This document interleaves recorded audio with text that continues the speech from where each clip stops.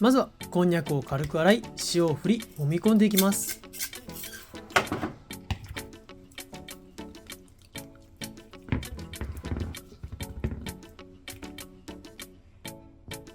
こんにゃくにラップをかけてレンジで500ワット3分加熱。加熱後は軽く洗って水気を切っておきます。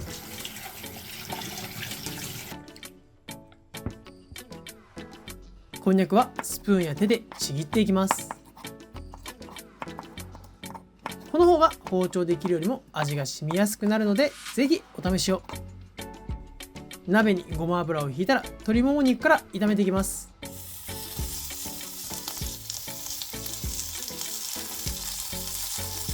もも肉は皮目から加えて炒めていきます。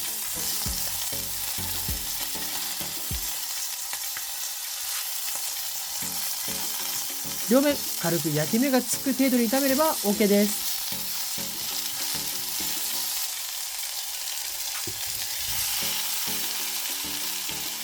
そこにこんにゃくを加えてさっと炒めます。鶏肉の旨味が染み込んだ油、これをこんにゃくに吸わせることで臭みも消えてさらに美味しく。こんにゃくは軽く焼き目がつく程度にさっと炒めます。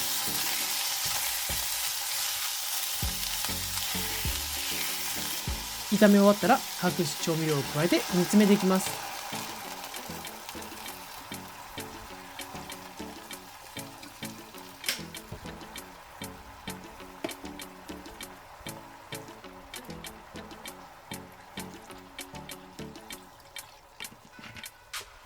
砂糖を溶かすように軽く混ぜつつ強火で煮詰めます。沸騰したら火を弱め、蓋をして10分ほどじっくり煮詰めてください。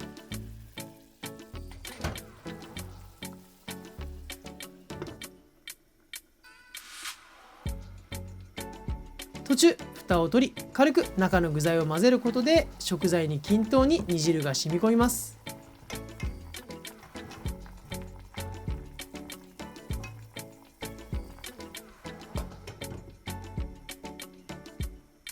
こんにゃくと鶏もも肉、しっかり味が染み込めば出来上がり。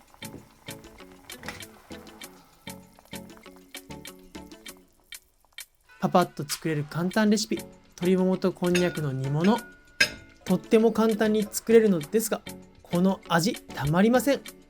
こんにゃくもレンジで下処理をして、さらにごま油で炒めますので臭みは全くなし。寒い冬にぴったりのこの煮物、食べて温まって寒い冬を乗り切ってください。ご視聴ありがとうございました。チャンネル登録、コメントよろしくお願いします。待ってます。